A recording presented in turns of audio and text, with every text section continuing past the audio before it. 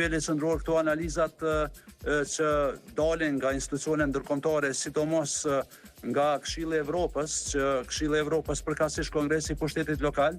që është hartuesi i Kartës Evropiane mbi veçëverinë lokale, dhe neve po shpresojmë që shumë shpejt do të jemi anëtarë edhe të Këshillit të Evropës dhe po besojmë që pastaj në baza të rregullta ky institucion do të bëjë monitorimin e zbatimit të Kartës Evropiane mbi veçëverinë lokale. Më duhet të theksoj që ligji ekzistues mbi veçëverinë lokale në Republikën e Kosovës